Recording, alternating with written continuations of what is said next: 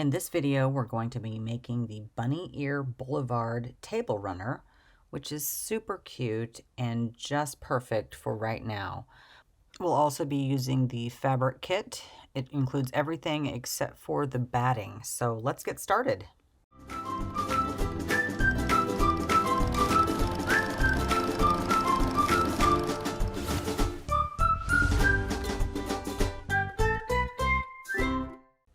All of your cutting instructions can be found in your Bunny Ear Boulevard table runner pattern.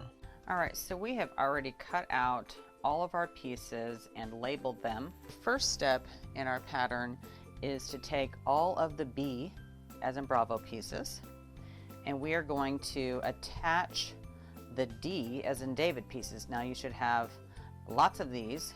Reference your pattern on what size they are and how many you need to make. So let's take one of our D pieces. It wants us on every single one of these to make a line, a diagonal line, and this is going to be our sewing line, okay? So and this is what you'll do if you don't have, I'm going to be using a grid glider. I'm going to skip this step, which is actually going to save me a lot of time. And this is going to be your sewing line, and I'm using a friction pen, and so these will, the ink will disappear once it gets warm. So let me show you that. This is a hot iron, my little Oliso Mini. See how that ink is gone? It just disappears. Now this is not something that you're going to want to use to draw quilting lines or anything like that. This is a sew line, and so it's going to be lost in the seam allowance because I'll be pressing these seams. You can use chalk if you want to, if you're more comfortable with chalk, but I'm just going to be using the friction pen. And so you will do this on every one of these little blocks. And these are smaller pieces, right? You'll reference your pattern on what the exact size is, how many you cut, and what size, but there are quite a few. I'm going to skip that step simply because I want to use my grid glider. And so let's talk about that for a second. So this is a grid glider. It's a sticker that you put on top of your extension table. If you don't have an extension table, you can't use it. So you'll need to go ahead and mark these diagonal lines on all of these pieces. But because I have this, I'm going to go ahead and use that. So let me set these little pieces over here, and I'm going to set, these are the bunny ears, okay? So I'm going to set these aside. These are our bunny ears, and we're going to talk about the feet that I'm going to use on this particular step. Now because I'm going to be sewing a diagonal seam, I'm not going to worry about seam allowance. I'm going to use one of two feet. This is a regular straight stitch presser foot, and then this is a patchwork foot. Both will work just fine. I like, because the pieces are smaller, this gives me more control over the fabric once my presser foot is on top of it. So I'm going to use this. This other foot is a 1/4 inch seam foot, and we'll use this when we're doing some piecing where you need to pay attention to a 1/4 inch. So I'm going to go ahead and attach this one. And then I also have a walking foot that I can engage. So I've got my walking foot engaged, I've got my straight stitch presser foot, and then what I'm going to do is I'm going to use this line that's on my grid glider. This is my center line. It's aligned with the needle hole right here and the plate. And because I'm just doing straight stitching, I'm not going to be, using a different plate where I need a zigzag. This is going to be straight stitching. So I've got my my small hole needle plate, and then this line is aligned with that. So what I'm going to do, and I'm going to do some chain piecing. So I'm going to be aligning these little squares with the these, so piece D and piece B, I'm going to be aligning these, and I'm going to be doing some chain piecing. And so what I'll do is I'll get my needle, or the end of this fabric right here, aligned with the end right there. I'm going to hit my needle down. Now just so you know why I'm touching things right here, I'm using my start stop button instead of my foot pedal. I've disengaged my foot pedal. I find it easier because I'm doing all of my work right here, just to use the stop start button.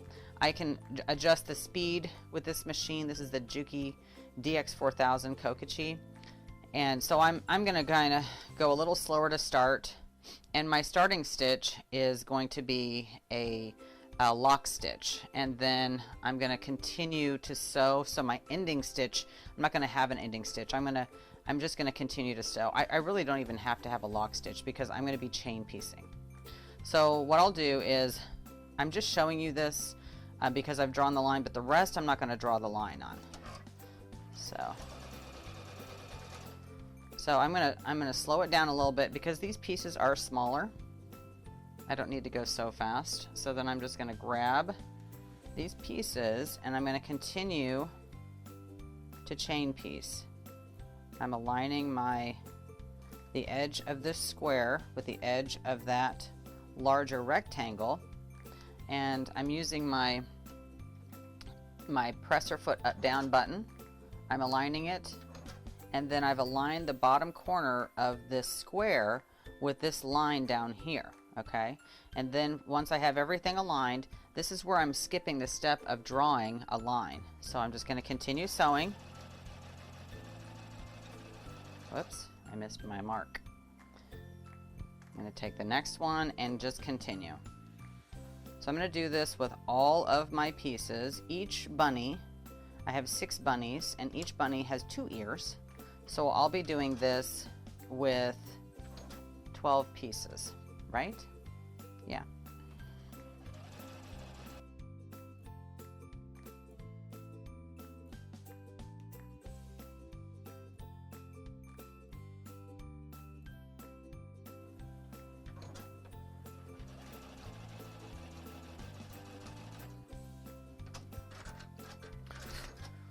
Now what I like to use when I clip my threads apart is this blade saver.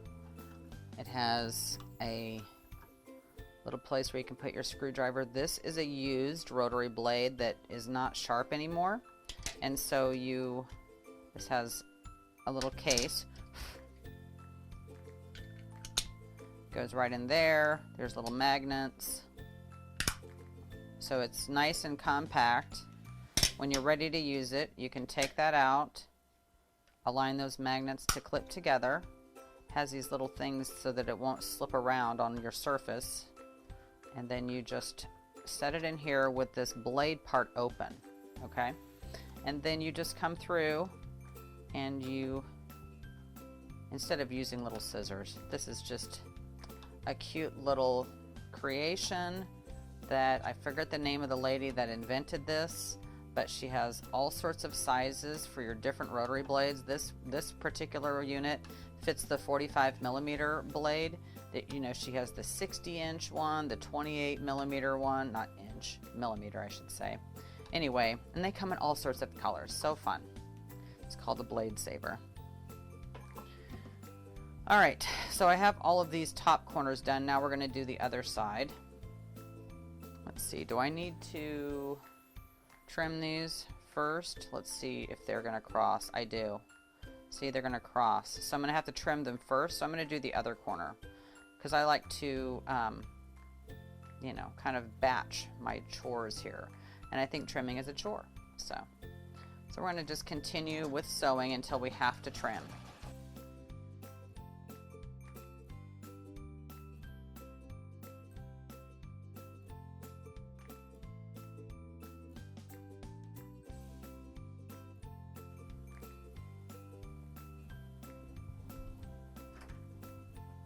Alright, I'm going to use this rotating cutting mat, and I'm going to trim off each of these by 1/4 inch away from the seam line. So I'm getting up right on the seam line. I'm putting my 1/4 inch mark right on my stitching, and then I'm just trimming off the excess, right? And then I'll flip my rotating mat around, put my ruler down, and trim. Alright, and then I'll be putting these over here on my pressing mat, and we're going to press those here in just a minute. So let's go ahead and just trim all of these corners. And so this step is called snowballing, not trimming necessarily, but sewing, and then just sewing these corners right there on the diagonal. That's called snowballing. So we're just going to go ahead and trim all of these.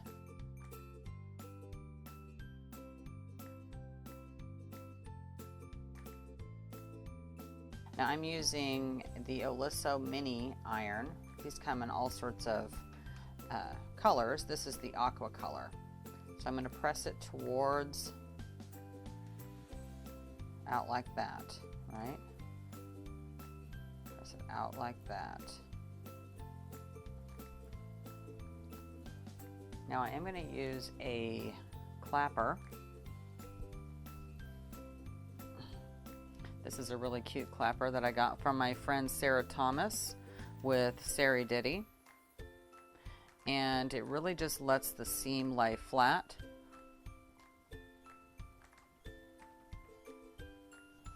Nice and flat. All right, now these are smaller pieces, so you know, it's not going to lay perfectly flat, but our next square that we sew on top of that is going to overlap. So this is why we had to, you know, then we'll be sewing along there. So this is why we had to trim on these corners first. Then we'll do the other two. So let's go ahead and just set ourselves up for some speedy pressing.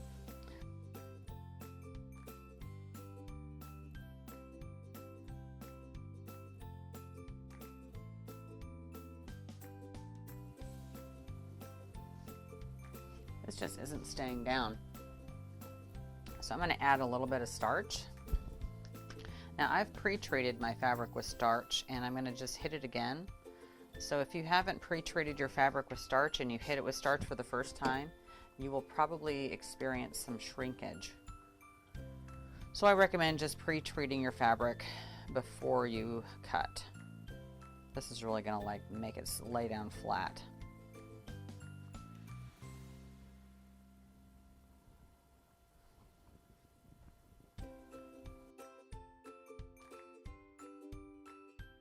And now we're going to continue to snowball our corners just with the opposite corners. So I'm aligning everything as I was before, but now I just have this extra step. Well, it's not really an extra step, it's just we're sewing through a little bit more. There we go.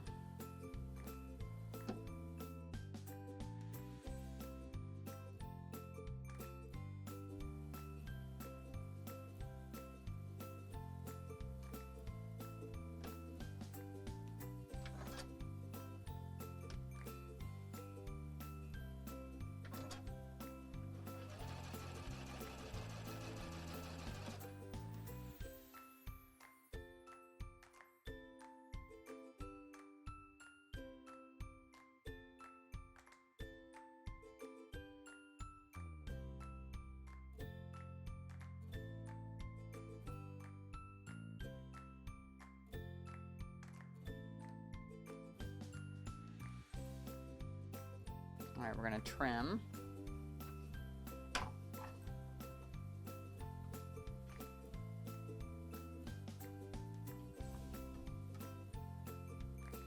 Now remember, we're aligning our 1/4 inch mark with the seam that we just made. And we're trimming the excess off. We're turning either our block or our mat and doing the same to the other side.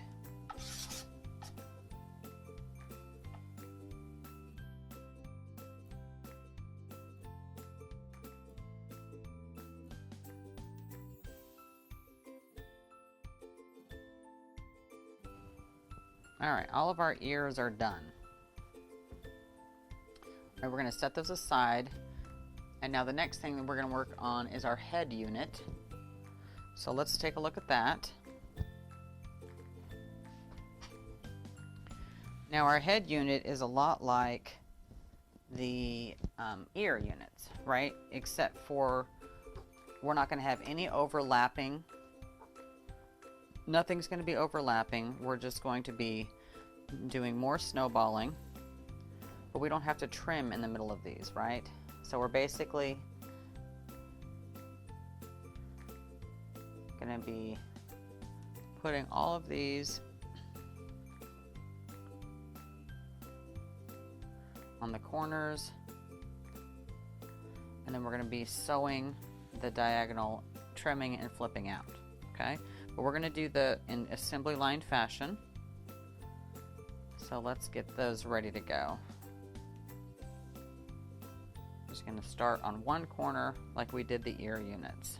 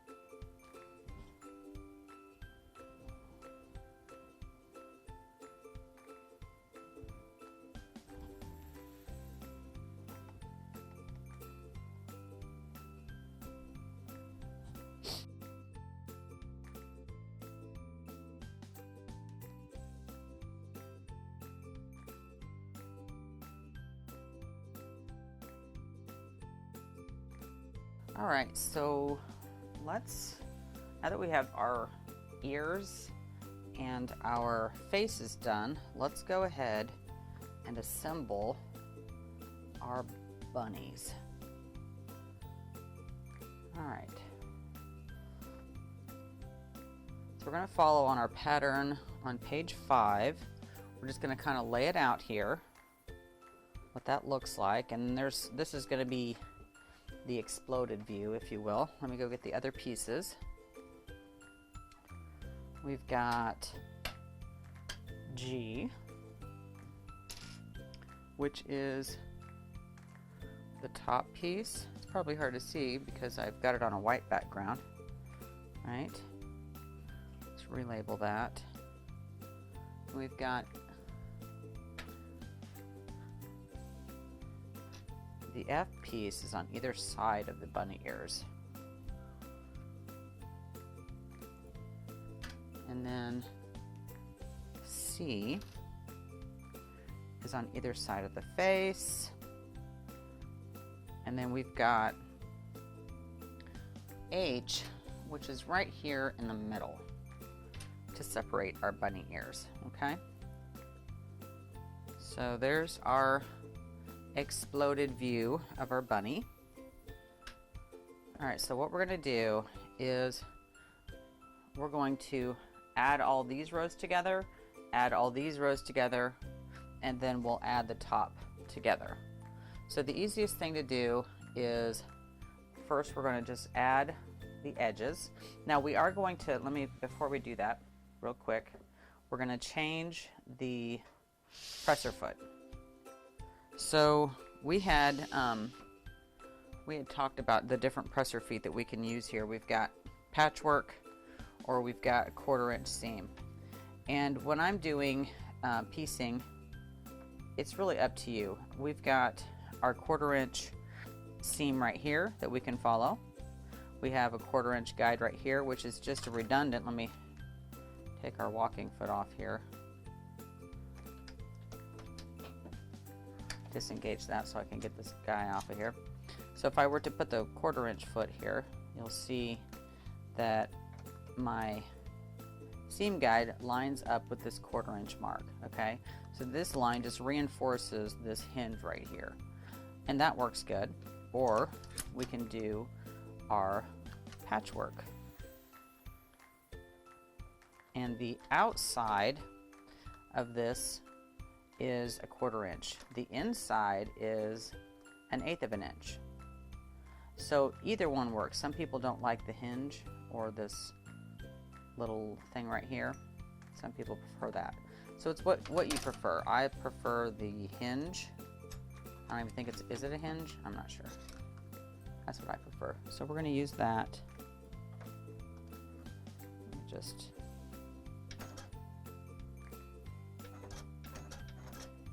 there we go. Okay. So what we're going to do is we're going to grab these pieces. This is this side of the bunny. So we're going to sew that together.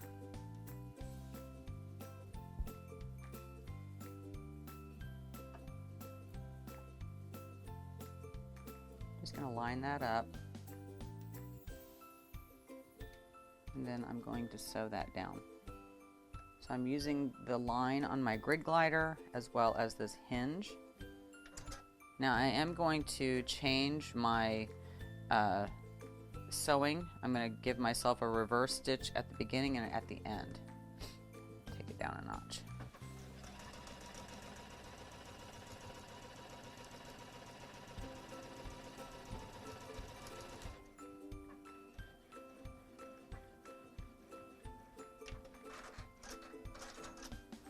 Okay, so there's that piece. Now I'm going to add the center right here, which is piece H.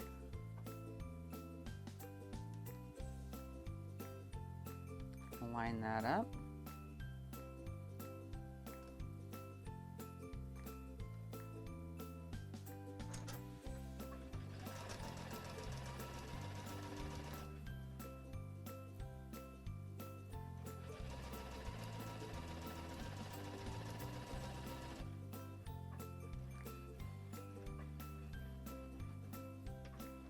All right. And then what I'm going to do is I'm going to add the other bunny ear to the H on this side.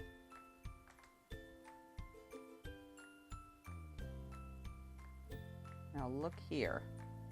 See how that we have a gap there, and that's okay. We're gonna deal with that gap right there by just sneaking it into the seam allowance. So I'm paying attention to the larger block, the one that is the correct size for that step. And when I come to it, it's more like 1/8 of an inch seam allowance on just that part. But that's more than enough. See, we don't want to trim it off. We just want to, give ourselves a little less of a seam allowance there. And then when we put it all together, it matches. This other side right here.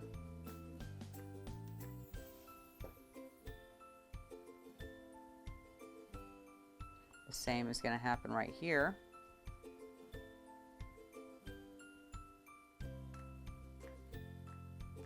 See how I'm a little off right there? That's okay. We're going to use our 1/4 inch seam and the hinge on this foot to keep within our proper seam allowance for piecing these together.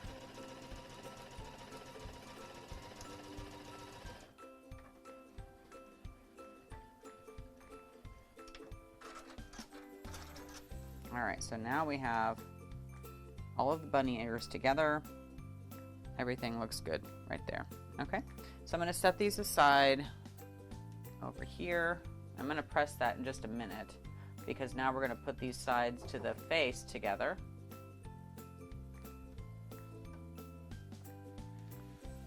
add this to this end.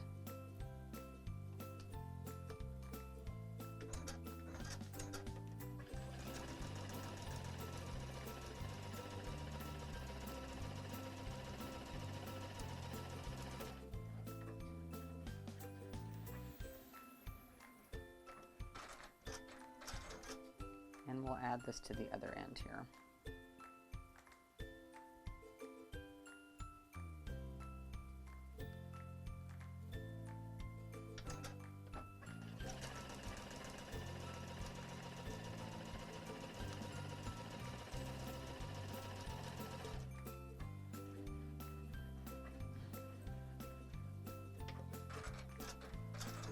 All right, now I've got both of those sides onto the face. Now we're going to go over to the ironing board here. We're going to press those seams. Now there's a certain way to press them, and those are noted in your pattern. So we're going to follow the indicators on how you press this part of your block, which is on page 5. All right, so we're going to give us a little, I'm going to set the seams first.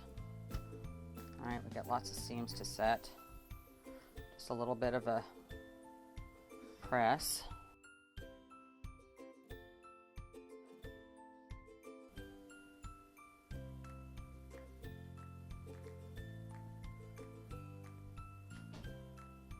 I'm going to hit these with a little bit of starch. Now remember, I pre-treated this fabric, so if there is any shrinkage, it should be minimal because I've pre-treated it. So our side pieces we're going to press out. All right, we're going to do that over here also.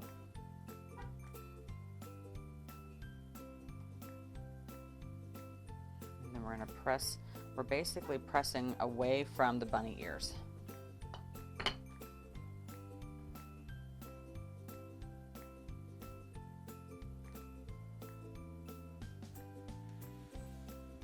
Nice and flat.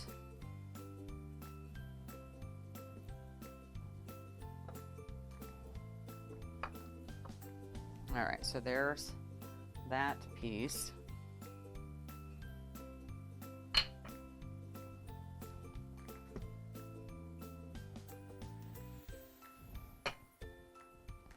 Nice and flat. Okay. And then let's get the bunny head. Put that up here. All right, so now we need to press the face, and first we're going to set the seams.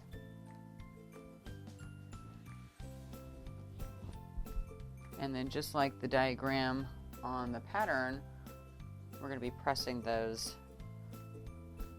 away. Let me just hit this with a little bit of starch. I need a refill. This thing has a refill, like a big refill gallon. I need to do that. I love these the little bottle. I have a bigger bottle too, with a nice spray nozzle, but that little one's just handy. All right, so I'm just pressing that. Oops.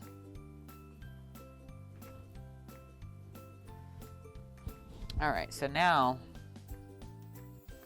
we're going to put this together. So we've got, here, let me put it on this gray mat. I think you'll be able to see a little bit better than on my white mat. All right, so we've got the bunny face, the bottom, and the cute ears, and then the top, right? So we're gonna just put these together. I'm going to use some pins. So let's do that real quick. I'll use some pins to secure that together.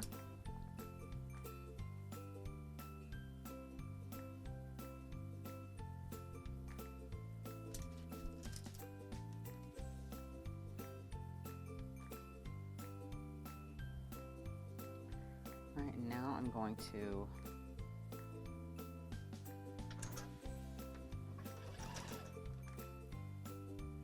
get that pin out of the way. I don't like to sew over pins.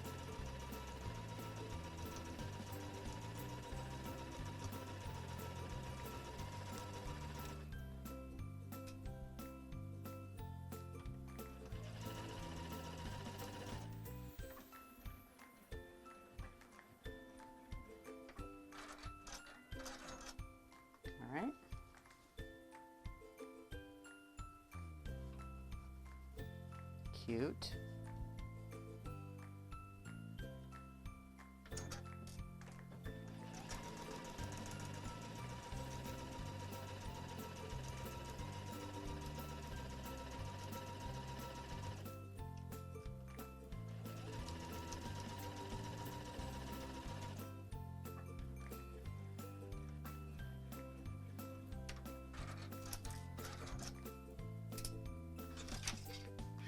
All right.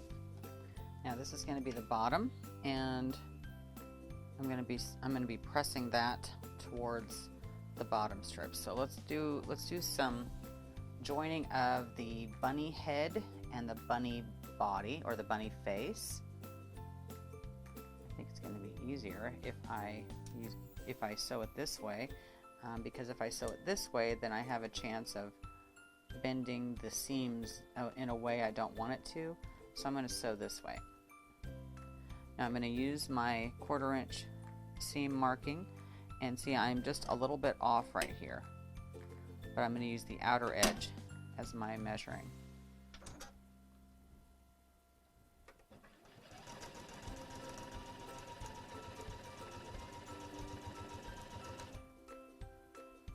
See, I'm coming back to where I need to be. There's a little bit of a gap right here.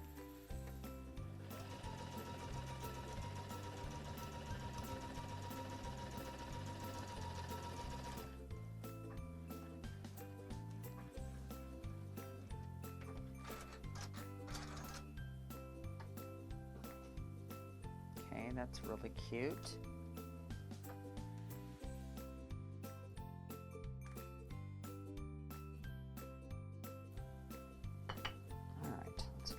Over, give it a nice press.